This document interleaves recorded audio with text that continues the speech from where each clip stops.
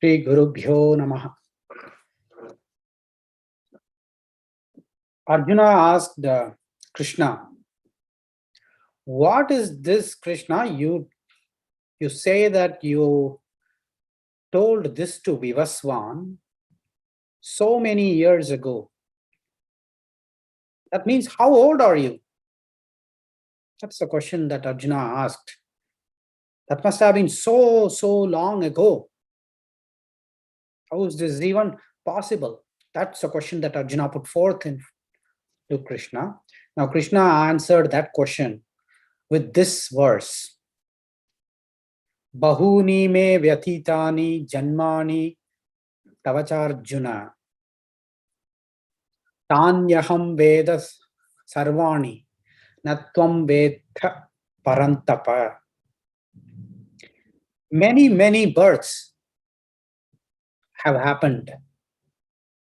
Many avatars, incarnations have happened to me as well as to you, Arjuna. Only difference is that you do not know or remember about your previous births, whereas I know everything, every incarnation of not only myself, but also of you and everyone else. That is what he means with this verse.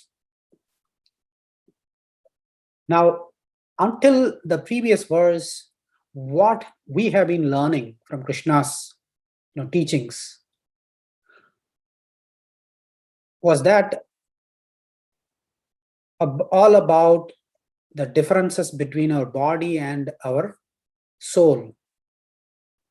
How that soul or the Atman is different, distinct, unique from this body itself.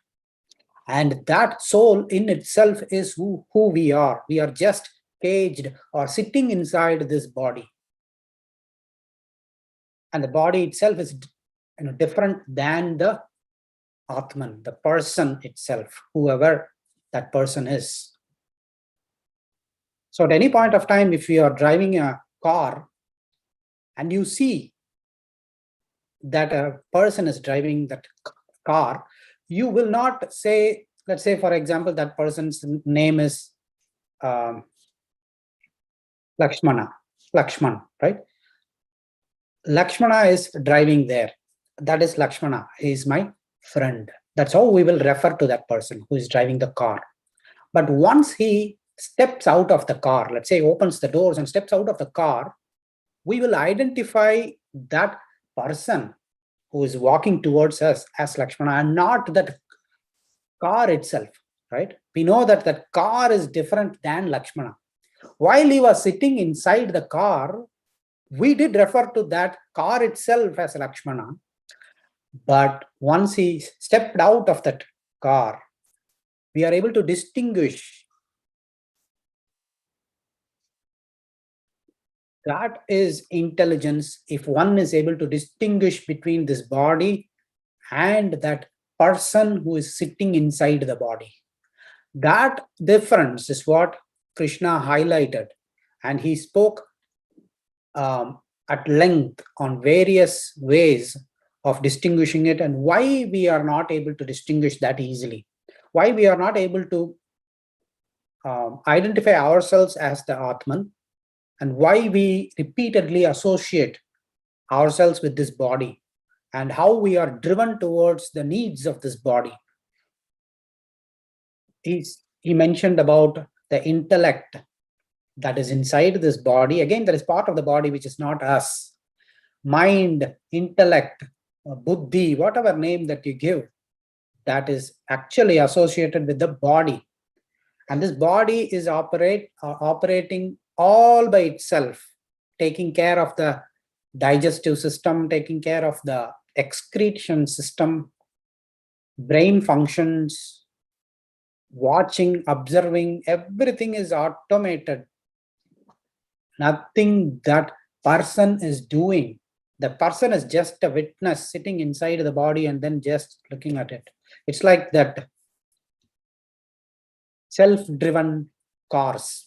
You sit inside, just the example that we gave, that the person is sitting inside the car, but the car is driving all by itself. taking care of the traffic where that car needs to stop, it stops, it moves when it wanted to move.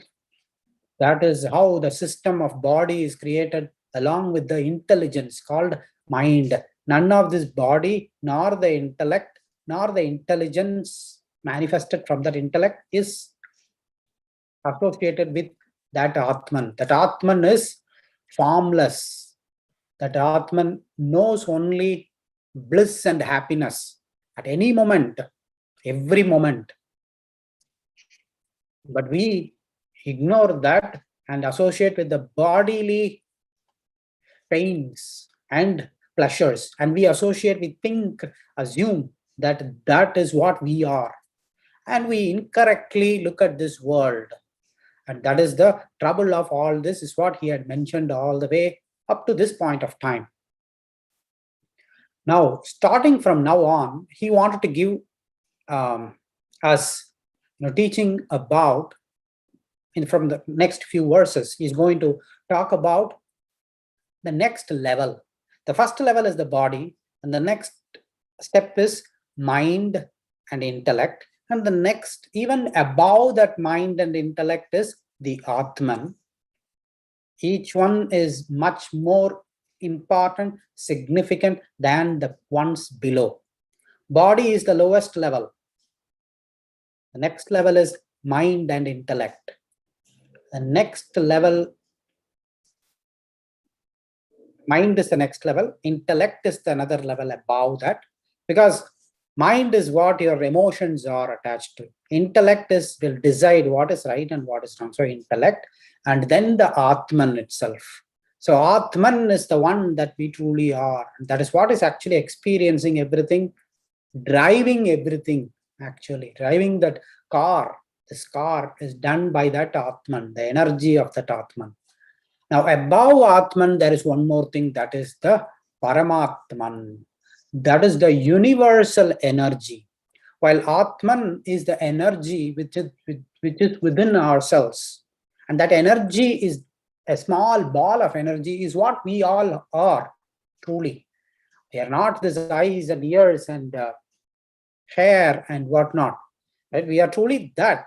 And our whole body is being operated from that energy that is sitting inside all of us. When you can experience that, everyone can experience that Atman. Try this today. When you can actually sit in meditation for a few minutes, where you just let all those thoughts die down. No thoughts or few thoughts, and you are trying to just bring those thoughts also to zero. At that stage, just experience this. The energy that is going out of our body. When I say going out of the body, it's not like it goes out literally, but that breathing, where you are, whatever you are in that state, is that Atman. That Atman is radiating its energy outside this body. You can feel that literally. Just like how you have lit a lamp in the middle of a room, and the light from that lamp pervades the entire room. That Atman pervades the whole body. We can just experience that. We are just here, and that energy pervades or radiates from this part all the way out to every part of our body. So now that is Atman. Now, what is the definition of Paramatman? He is going to do that now. Now, in this shloka, he mentioned that there is a difference, Arjuna, between your birth, your Atman, and my birth, my incarnation, and my Atman. But there is a relationship between my Atma and your Atma. There is nothing like my Atma, because I am the Atma only, and I am the super Atma, Paramatma, is what Krishna is now trying to say. And how we can relate to this, right? What is God? Many questions that we used to have. What is God? Who is God? These are the shlokas that precisely declare who is God, what is God, what I should do if I understand who is God. That all are going to be spoken in the next few verses. And Krishna, in fact, declares that whoever who understands the secret behind these verses, the secret behind my birth or my incarnation, attain that supreme bliss. He declares it in the next few verses. He's going to do that. That whoever who knows, who listens to this, who understands it fully, they will be freed from the bondage. So let's start enjoying the next few shlokas. In this specific shloka, Bahuni me vyathitani janmani tavacharjuna Tanyaham veda sarvani natvam vetha parantapa. Many births, incarnations have happened. He declared that we already know. So few of the avatars of Krishna, that we are the 10 avatars that we know. But those are not the only avatars that was ever taken by Vishnu. There are many avatars. It's not necessarily the 10 avatars. Those are the well-known story-bound avatars that we have been introduced to, but that is not the only limit. It is not limited to only that list. It is endless. That is the meaning of this. Bahuni me vrathitani janmani. Endless births. Tanyaham veda sarvani. I am aware of it.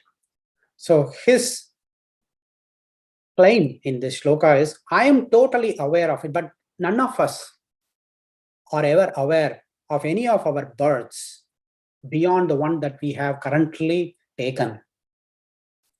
What would have been my next birth? I do not know. What I was in my previous births, I do not know. I have no knowledge about it, but I have total knowledge about this birth. Even here also, I know that who I was born to, but very few limitations, right? So one difference that we can, even though our Atman, that who we are, our Atman took this body in this birth. That is how I became Partha. That Atman got into this body, and this body was given a name or identification called Parthasarathi. Now, that Atman has got similarities with that Super Atman, Paramatman. And that the similarities are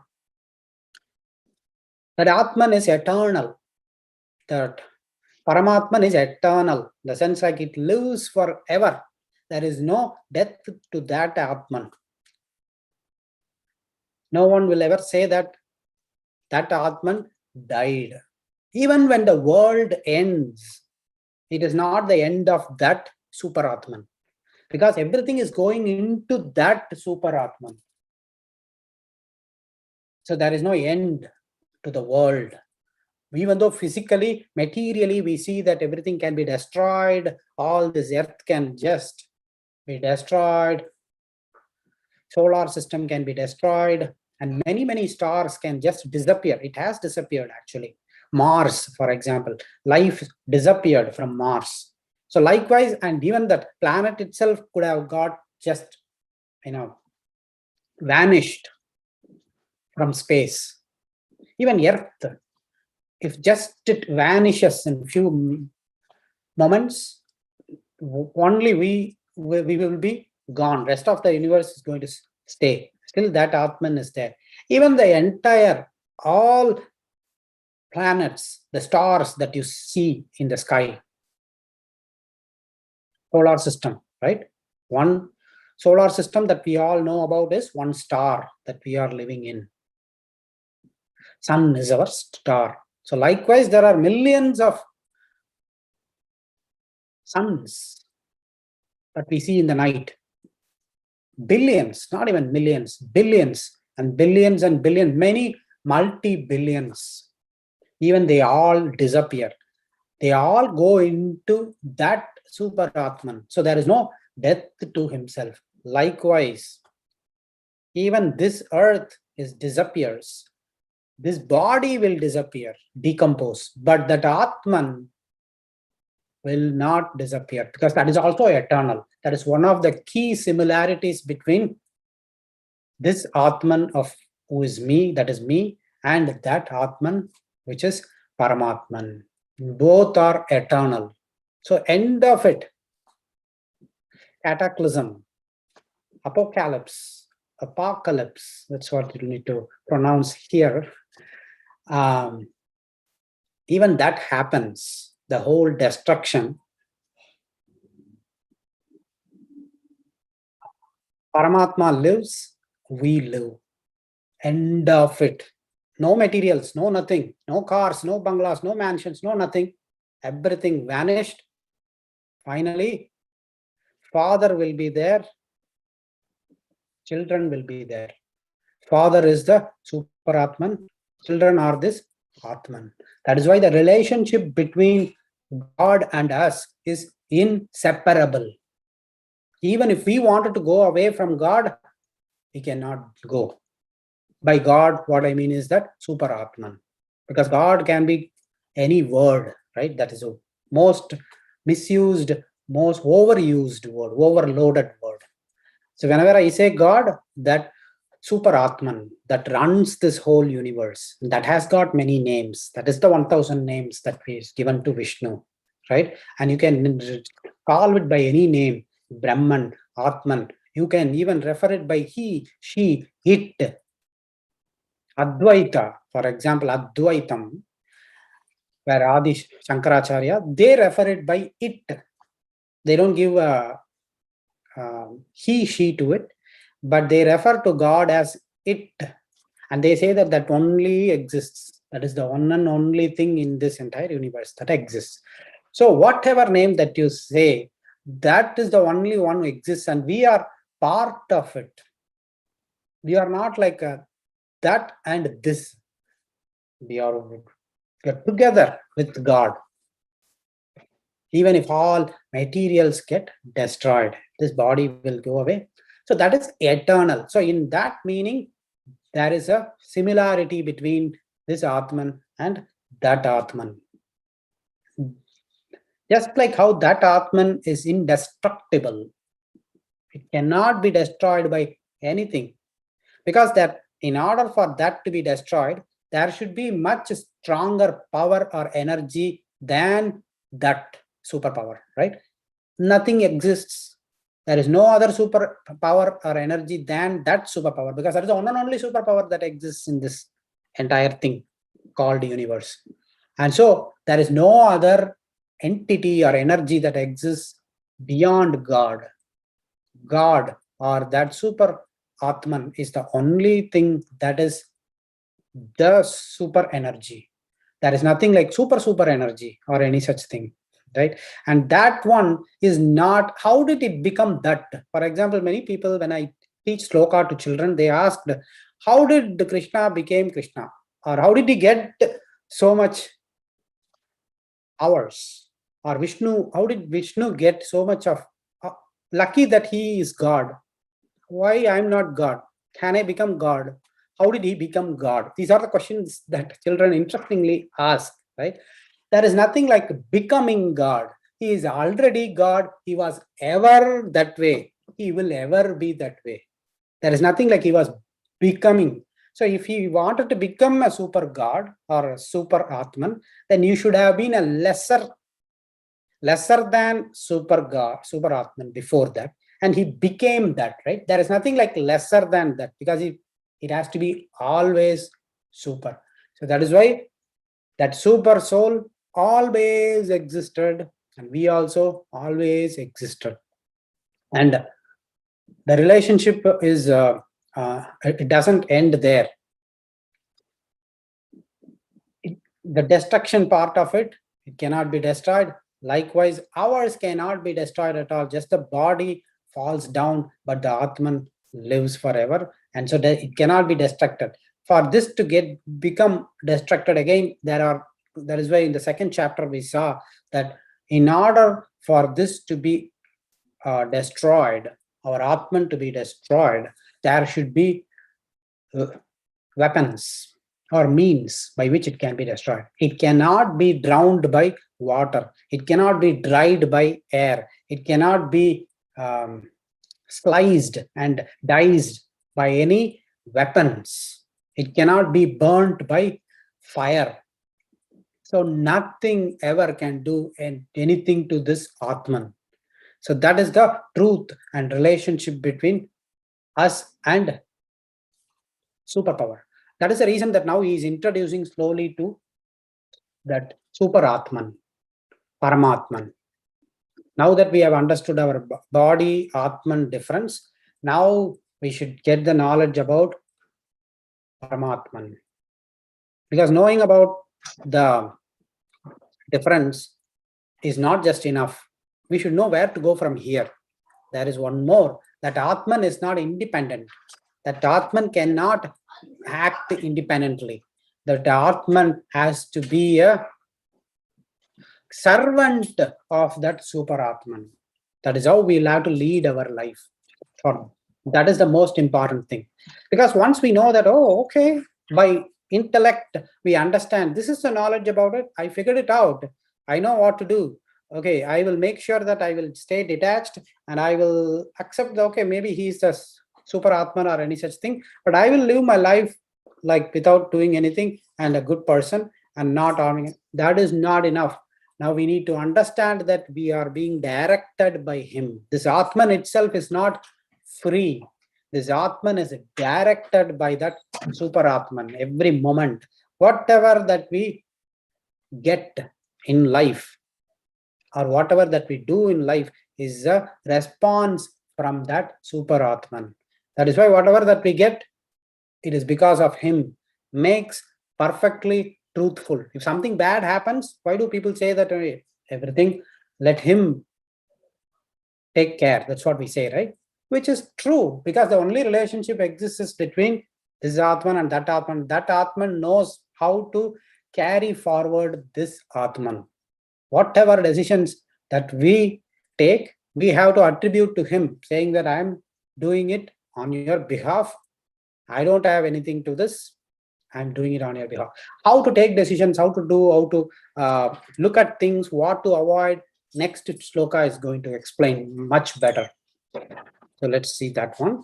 So the next shloka, let me share the screen. Somehow I missed it, the previous shloka. Let me share the screen. Okay. So next verse, it says, Ajopi sannavyayatma bhutanamishvaropi san prakritim swamadhisthaya sambhavamyatma mayaya. Even though I am indestructible, even though I am unborn, Ajopi, Ajaha means unborn. Ajaha is a good name, it's a Vishnu Sahasranama name also. Ajaha means unborn. Even though I am unborn, and even though I am the supreme leader of all the other Atmas, Bhutanam means all the Atmas in this universe. Ishvaropi San. Ishwar means Lord or leader. I am the leader of all the Atmas. And I am still unborn. But yet, I do take birth every once in a while. This is the meaning of this verse. Sambhavami. That means I do manifest myself. Atma, how do you manifest? Because if I'm born, I have a mom and dad who are responsible for my birth. Well, likewise, every one of us, parents are the cause for our birth. But when Krishna or Rama or God manifests, people should understand that, right? That is why he is introducing this. God manifests, what does it mean? We see again, so that means that there are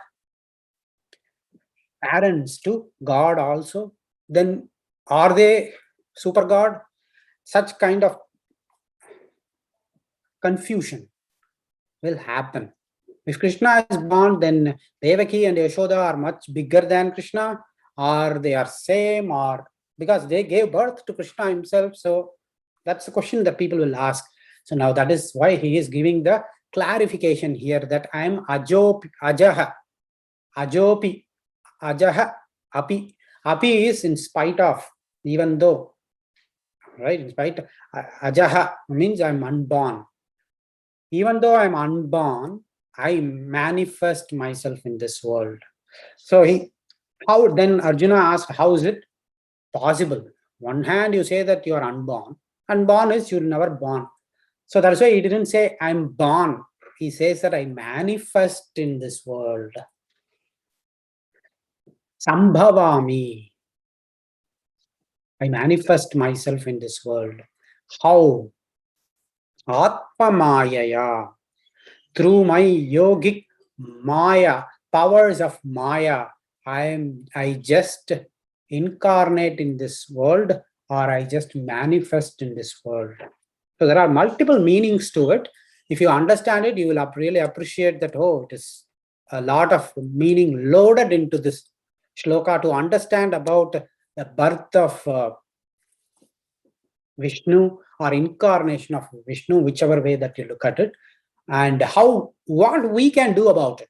Okay, Super Atma or Paramatma is beyond my imagination. I am so weak, I don't understand. But he's born, that's fine. But what does it have to do with me? What should I do about it? Right? That is the questions that we all will have. That is what is going to answer in the next few shlokas. In this shloka, I just mentioned that I do manifest myself, even though I am unborn. And not because of karma that your Atma is born, because your Atma and my Atma are almost one and the same in many aspects, in terms of eternal existence, in terms of not to be destroyed, good, but there are significant differences between your Atma and my Atma. Understand that. He wanted us to appreciate it. Because many people, once they accomplish status in life, let's say, either in terms of wealth, or in terms of knowledge, or in terms of anything, well accomplished, well recognized, people praise him or her.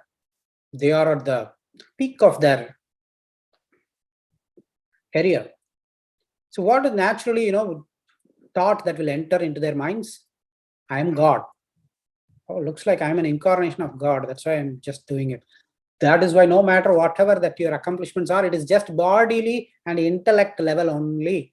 Atma doesn't have any promotions or achievements or accomplishments, because it is already fully accomplished.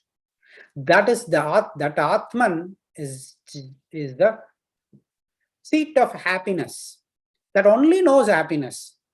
As long as we are able to make our existence, our being in that Atman all the time for 24 hours, and make this body to be blindly working, blindly in the sense mechanically working, mind and body, then that Atman, existence of Atman, is true happiness only, because that Brahmam, Paramatma is also only happiness, bliss only. It's only bliss, there is nothing else there. Rest of the things are all attached. Likewise, even for us also, that is only pure bliss. Right? So now, even though the blissfulness is equal, similar to that Paramatman, there are differences. This Atman, without being able to identify itself as that blemishless Atman and associating itself more with this body, goes through birth after birth after birth after birth, because that Atman's inability to appreciate that true existence of Atman. So we are giving multiple attempts. Like for example, if we um, in the school days, you would have experienced that. If you didn't pass sixth grade, you will have to repeat sixth grade again repeat sixth grade, because you didn't qualify for the next grade, right? So likewise, birth is happening to us because we didn't qualify for the next level, whatever it may be. We didn't learn few things in life. We are repeatedly doing the same mistakes again and again. We are living the repetitive life. We are looking at the things around us same way how we did yesterday, how we did last month, last year. We are not willing to learn. That is the reason that once that birth gets over, again be born, again be born, again be born, until you learn that I'm going to make you take birth. That is it is not I am going to, Krishna is not doing any such thing. That's again, he's going to speak about it. I am not responsible for that, of you going through multiple. That act happens as per the natural laws. So for example, you throw a ball into the sky. Does it go all the way straight up, shooting into the sky? No. After a few seconds, it's drawn towards the earth. And that we discovered it, we said that we invented it, Newton invented it, the gravitation. Earth has a gravitation, right? What do people call it? Natural laws. That is a law. It has become a law. Nothing can escape out of the Earth's atmosphere unless it leaves with a velocity that is too high. That is how rockets are launched. That Earth cannot drag them back because they are launched with such a high velocity.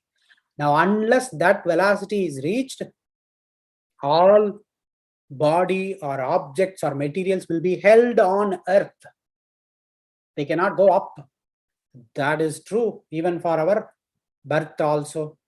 Again, if you cannot go up, you'll again be reborn. You'll be reborn, taking multiple birth. Whereas, Arjuna, my birth, my incarnation into this world is not out of any such necessity. There is no authority that can ever make me go and be born or ask me to go and be born in this world. And I choose, I willingly, out of my own promise, wish, I incarnate myself into this world. That is one more meaning of this verse. Even though I'm unborn, I'm still being born, not by the way that you are born in this world, but I'm manifesting myself out of my own free will that I have got. But you don't have any free will. Your Atma doesn't have any free will, that it cannot decide and say that, okay, next birth, I'm not going to be born. Is there anyone who can actually declare that? No. They don't have an option. They don't even know what they are going to be born as, right? They can be an animal or a bird or an insect or again a human being if we are lucky. So that decision is purely not, again, he decided it. It is because of the law that he has created. That law decides how many birth and when and what happens, unless that person orients himself and learns things. Learning is the basis of Bhagavad Gita. Learning not about Bhagavad Gita, that is of course true, but the learnings from Bhagavad Gita to help us learn about our behavior, our orientation, our biases in the life, our interests, our lack of interests, our limitations, our strengths, everything we should learn. That is the only idea. Isn't it amazing that, God, as we see it, is not that just sitting there isolated without worrying about us. He wanted us to learn about ourselves. You learned great things about math and physics, but have you learned about yourself? What spikes you up? What upsets you? What turns you on? What turns you off? Do you have a list? Do you know about yourself?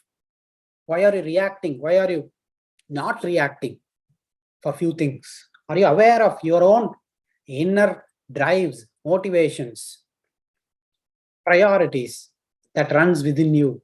How this whole system works?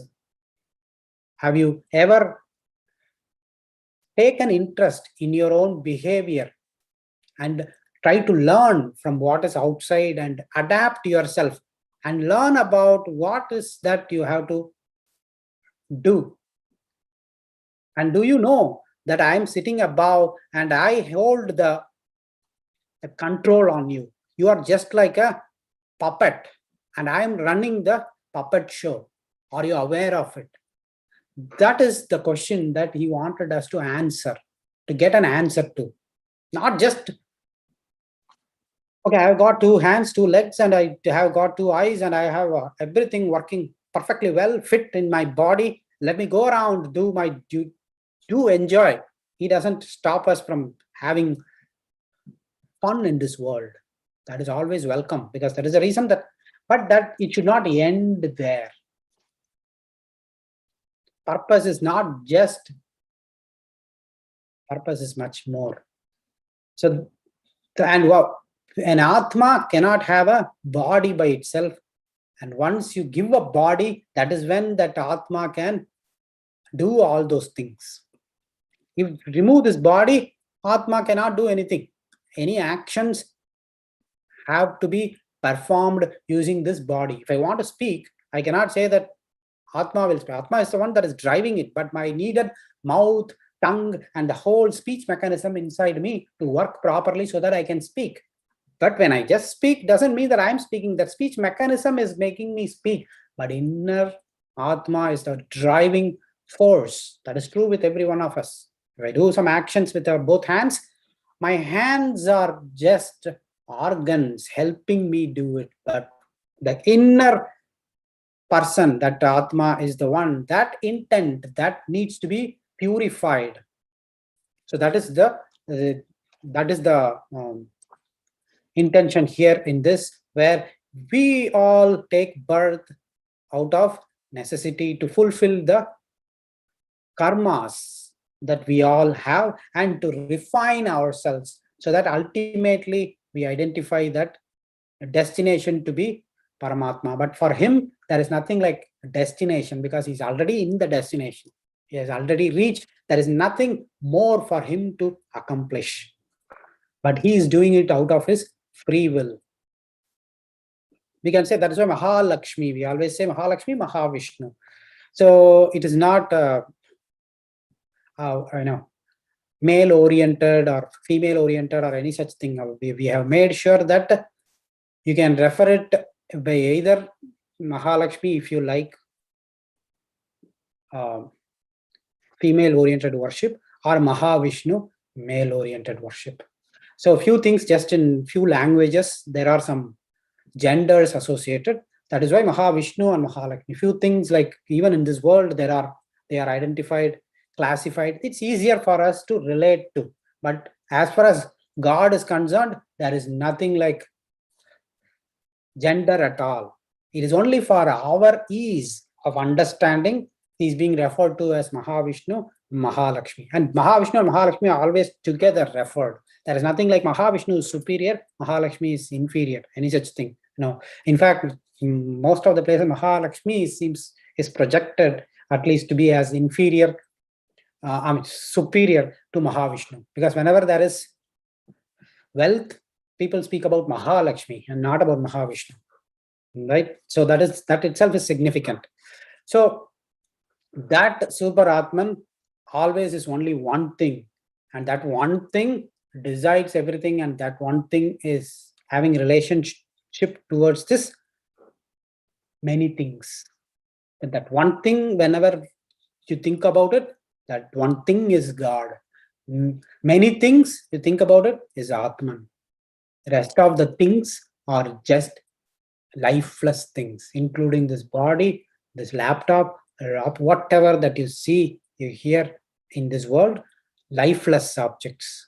Life full objects are this thing, that thing. Only two things there are: intelligent and lifeful. See, for example, intelligence, there is a differentiation in intelligence also. Ours, we know very well that our Atman has got intelligence because that is the one that is driving that brain.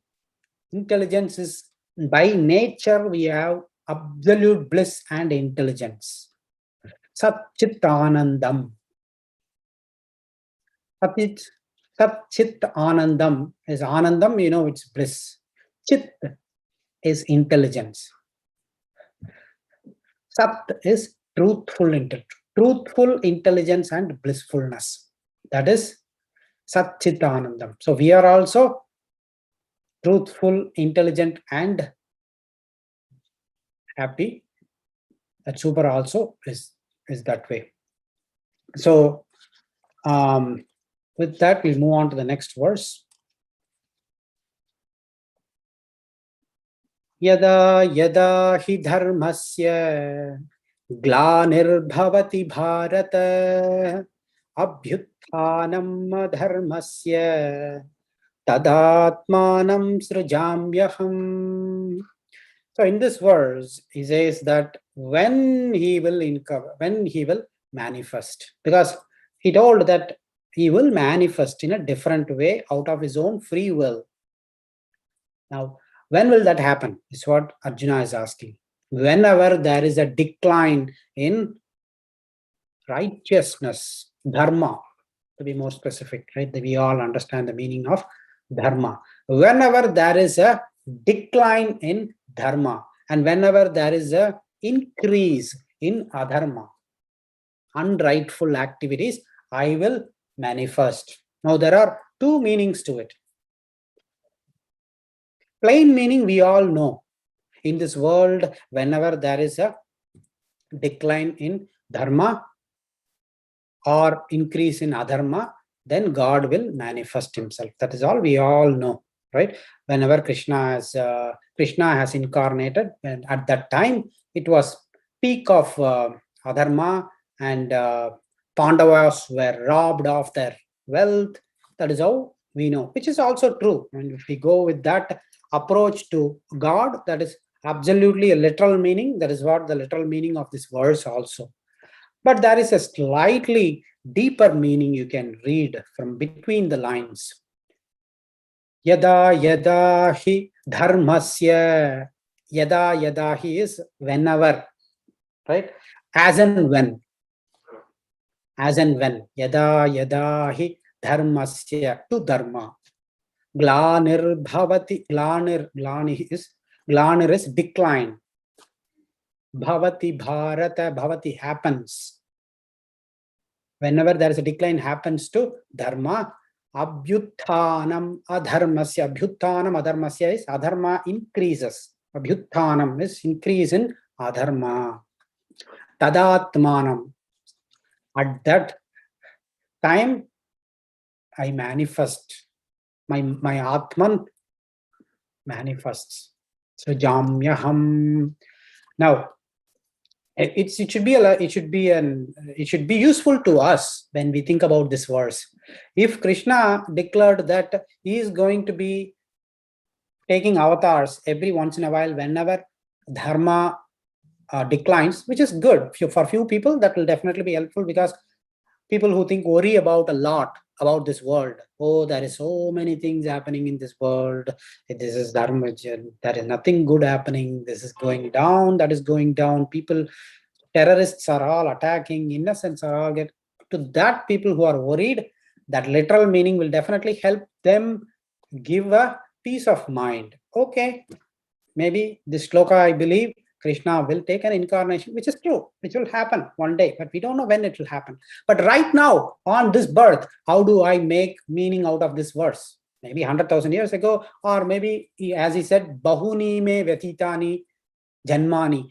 Maybe he can take every once in a while some avatars also, right? So that avatars can be even Veda Vyas is an avatar, not necessarily like Krishna, or because avatars itself are two types.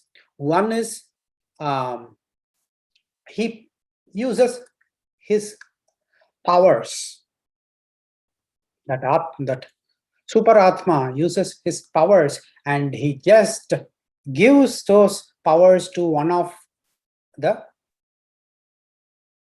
Atmas like us.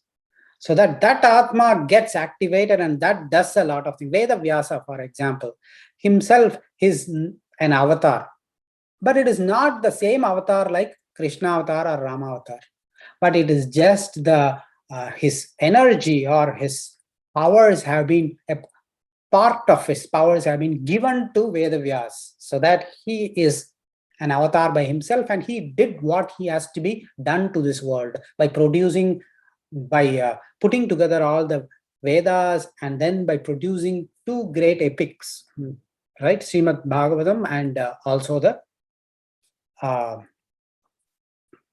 Mahabharata. So, and that avatar is done. So every avatar has got its own role to do and then they are done. That is one way. In other types, like where Rama avatar, Krishna avatar, that whole incarnation itself, that whole power of Super Atma itself incarnates and manifests itself on this world. And Krishna avatar, Rama avatar are absolute. It's not like proxying the power. Vedavyas and others are like proxying the power. You can think of it like, not necessarily Vedavyas. Vedavyas, of course it is, and various other avatars. Kapila avatar is also one such.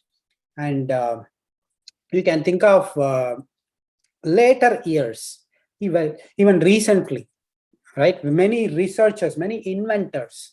What do you think they are all? Newton, we talked about Newton, right? Not necessarily that Newton, little bit of that super Atman power is all that is needed to be put. Just a name is Newton. And the gravitation and other laws needs to be brought into this universe. How else that super Atma achieve that? He will give that powers into those humans. And those humans will be identified with names. And they themselves may say that I did it. But if you ask them, those true inventors will not say that I was able to do it all by myself. They will attribute it, I don't even know how it happened, how it occurred to me. That is how things happen. Vedvyas himself, he said, he used to mention that I didn't write this. It was revealed to me. I just was writing as it occurred to me. So that is how greats who produce many things for the betterment of this world. Whoever, you can simply, what are all the avatars? You can simply do this logic. Just to go back in history, whoever people that we know who were born and they sacrificed their life for the betterment of human welfare. They were all avatars, one form or the other. Because they didn't have any life for themselves. They just gave it to others. And that is the meaning that we will have to infer here, use here. It is not necessary that he will manifest himself in the sense like truly incarnating like Rama and Krishna. Yes, that do happen, but very rarely once in a while. But in between, that doesn't mean that God is not there. God is in between ourselves. That is what he himself has promised. That Atman, whatever that you see here, inside that Atman, he is there as Antaratma. The Super Atma is described to be pervaded this entire universe, right? He is occupied every spot. So that means that he should be inside this body also. And that means he should be inside that our Atman also. By definition, that is what it is, right? Everything that is being in this world, he has occupied, pervaded, well, clearly means that he is inside everything that we see. So naturally, he should be inside our Atman, and he is inside our Atman. Right? So now, with that meaning, if you wanted to observe this verse, dharma, whenever declines, are you getting any ideas, clues? Yes, I'm sure you do. Dharma, whenever declines, who is monitoring the dharma? You and I. whatever that is happening around this world, I am monitoring. Okay, this is dharma. There is a decline in dharma, right? So where will he manifest? He will not manifest from the sky. He will have to manifest from within me, because he is inside my Atman. And how will he manifest? I will have to do the right thing. As and when a dharma declines right in front of our eyes, and you see that a thing that is not happening right, this is not right. I myself should not be involved in this, and others also are doing the wrong thing here. As per this definition, that God will manifest by our actions, thoughts, words, and actions. Do at that moment, if you are able to think right, talk right, do the actions right, right there, God is present. Is the meaning of this, right? Wherever dharma declines, I will manifest.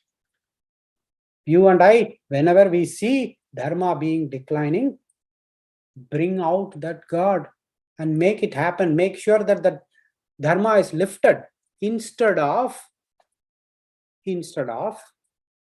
talking in the back. Those guys are so bad. They are doing the wrong thing. I don't want to say anything because, I don't want to. I mean, they are something different. But what they are doing is definitely wrong. I know they are going to get into big problem. But if I say why I should, no, that is what we all do, right? Dharma is declining. We know that it is declining, but we don't want to act because of our own fears, our own reservations, our own binding, our own bondage. And we are not willing to accept that, but we are willing to blame others around the world. So everyone, if we decide, okay, I should do my part, then we can improve. And we can maintain that dharma to some extent. But we are scared.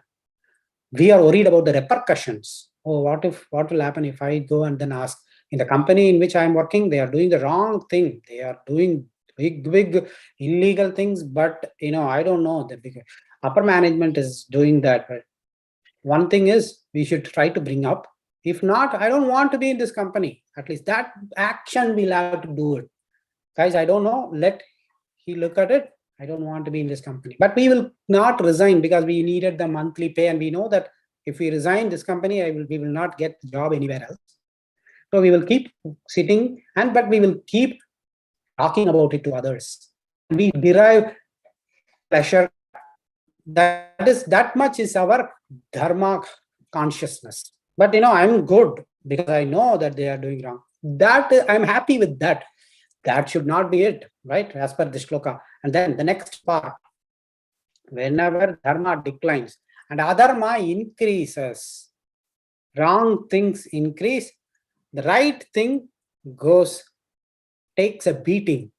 Both we are aware of and we are able to act. That is when he is manifesting through us. Because he never said that. He said, Ajobi san avyayatma. Ajaha, I'm not born, I'm unborn, but I'm still manifest. So this is the meaning of it. He's just born right there. Let's say that if something wrong happens on the street, most of us, pretty much, two things we do, if you have observed. In here, it's fine. There are people, law enforcement authorities who take care of it. Even there are here also. When we are driving, when there is an accident, have you wondered why the traffic slows? It is not actually because of the accident. Because after accident, they will move towards the end, towards the right side, and they will make sure that all cars can go freely. But still, the traffic will be blocked. You know why? Because people wanted to take a peek into what is happening. How many people were dead? How many people were on the ground? And what is the damage? That is what we are interested in. That is why people apply brake and it slows down and all cars are jammed behind, even though the traffic is not blocked because of the accident itself. So the example I took that is, when anything happens around on the street, Two reactions you can expect from people. One type of people is they will just go stand there and they will listen to both parties. Let's say some argument is going on. They will listen. They are interested in seeing the outcome of that event. Two people are just yelling at each other. Will it end in a fight? That's what I'm interested in. It gets into that, then I'm happy. Yes, that is it. Or there are other type of people who will be like, oh, I don't want to even stand there. Let me just not even see, go away. There are only two people. Both are wrong, is what as per this shloka. I'm not saying it. Adharma is happening, adharma is happening, and we are just blind to it. So that is when we can manifest God within ourselves. What is it that I can do? And elsewhere, he will say in another verse that at least if you cannot do anything, take a moment and feel that I'm unable to do anything. But when there is a decline in dharma, I'm not able to manifest you for some reason, whatever may be the reasons. That thought at least should be there, right? So that is the meaning, deeper meaning for this. Yada yada hi dharmasya glanir bhavati bharata. We can directly apply in our life. It is not something like whenever dharma declines, he will be born. He will be born, definitely. That is also true. He will be manifesting, but that is at one level of meaning. If we believe that, and I want to be happy with that meaning, this is so hard for me, practical, that is one way, definitely. But I want to apply it in my life. Gita is practical. Gita is not about just theory about God. It is practice about God. Every verse can be practiced, put into application so that we can improve ourselves on a daily basis, right? So this shloka clearly is like whatever. So at least let's start doing this from today. After learning this verse, look around and see how many of the things that we ourselves are unknowingly involved in adharma. First, for that, we have to know what is dharma and what is adharma. That we will see in the next few verses, next week and next few weeks. Start at least, everyone knows it, at least to some extent, most of the extent. Conscience will often remind us that, hey, what you're doing is not correct. But we will not listen to that. We will say that, keep quiet. That's practical. This is what is practical. You don't talk. We put hush the conscience down. And then we will start doing what is quite practical about it. But practicality and dharma may not always go well hand in hand, right? So, and we'll have to decide. There is nothing like right or wrong. Being practical, maybe a few times it is right? Dharma itself may be being practical, right? That is why they say the story of a rishi was sitting outside the hut one day, and then a goat ran away from the butcher, and then the goat straight walked and ran towards this yogi's hut, the rishi's hut, and then it went and hid itself inside the hut. The butcher ran towards and asked the yogi, rishi who was sitting at the outside his hut, did you see the goat? Now, if he says no, he is lying. If he says yes, then that goat will be butchered, which he doesn't want it. So at that time, whichever is the higher dharma, lying is a lower dharma there. So it is okay to do that. So he said, no, I didn't see it. So the butcher went the other way around. So that dharma is okay. That is the right thing to do at that time. So you cannot say that, no, lying is not right. So I will say the truth. There it is. Go get it. And be happy about it. Yes, I told the truth today. I stayed dharma with. But you sacrificed the lamb right there, right? Which is not a dharma. So that is how we need to decide when we are making decisions in life as to what is dharma and what is not dharma. I think we passed the time for this week. I'll talk to you all next week, more on this subject. श्रेयःकान्ताय कल्याणनिधये निधयेत्थिनां श्रीवेङ्कटनिवासाय श्रीनिवासाय मङ्गलम्. सर्वं श्रीकृष्णार्पणमस्तु. Thank you. See you all next week.